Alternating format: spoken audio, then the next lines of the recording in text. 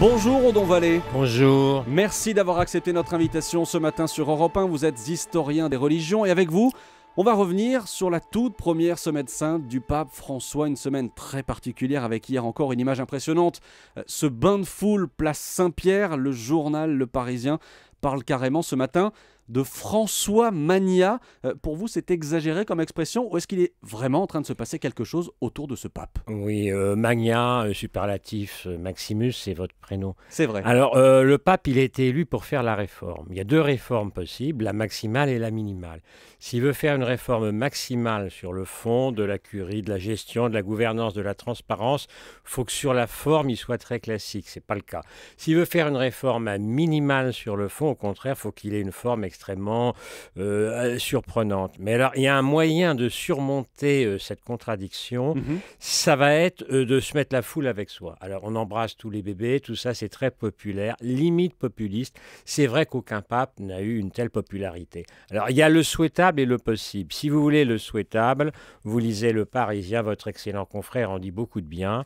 Si vous voulez le possible, vous lisez Jean-Marie Guénois dans Le Figaro, il est nettement moins enthousiaste. On va revenir sur ce que vous disiez à l'instant. Vous dites populiste, ça veut dire quoi? Que le pape, avec les images qu'on a vues ces derniers jours, quand il embrasse les pieds des détenus, il fait de la com, tout simplement? Il fait de la com et quand il tutoie les gens aussi. Oui.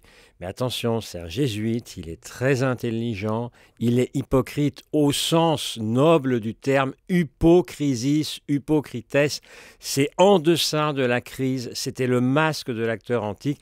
Il joue un rôle, comme dans Shakespeare, acte 2, scène 7, As You Like It. Le monde entier est une scène de théâtre. Voyez-vous, nous sommes des acteurs.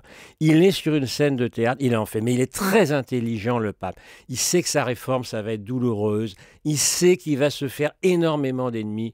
Il cherche à avoir les foules catholiques et même non catholiques avec lui. C'est bien joué. Est-ce qu'il va pas trop loin? Nous le verrons. Alors justement, il y a déjà des critiques. Voilà. On commence à entendre quelques critiques. Je lisais hier dans le journal du dimanche une catholique qui disait « Le mode de vie qu'adopte François désacralise la fonction du pape ». Il y a un vrai risque d'après vous?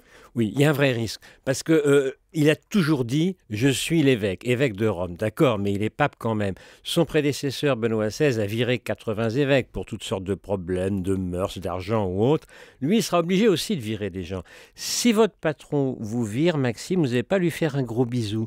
Il faut savoir que dans l'Église catholique, on vire les gens. Et quand le pape vire quelqu'un, il n'y a aucun recours, il n'y a pas de conseil des prud'hommes, il n'y a rien du tout. Donc, il va être obligé de faire le méchant aussi. Il faut qu'il s'y prépare. Il peut être très gentil. Pour l'instant, c'est remarquablement joué. Il ne faut pas qu'il aille trop loin. Il aura des mesures très sévères à prendre. Alors justement, comment est-ce qu'il peut faire pour transformer cet engouement qu'on a vu, les images de ces derniers jours, en vraie réforme de la curie? Comment est-ce qu'il fait? Alors écoutez, c'est un homme très intelligent, c'est un jésuite. Je pense qu'il va nommer un secrétaire d'État bientôt, un numéro 2. On verra qui il va nommer. Il faut que ce soit un homme qui, un peu comme le Premier ministre en France, fasse le sale boulot.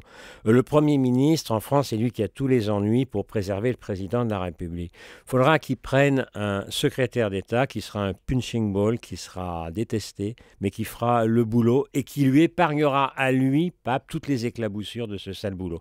C'est très délicat.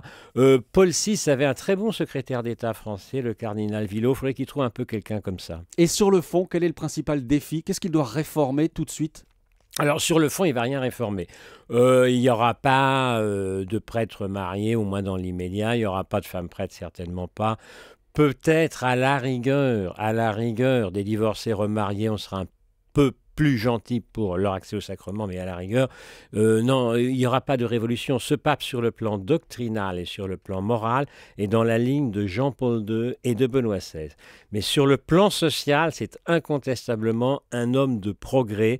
C'est un homme, je dirais, de centre-gauche. C'est pas un révolutionnaire, mais c'est un réformateur. Alors, sans être révolutionnaire, Odon Vallée, qu'est-ce qui pourrait tout de même changer par petites touches comme ça dans les semaines ou les mois qui viennent? Dans la vie de l'Église, écoutez, on n'en sait rien. S'il veut aller trop vite, ça va casser.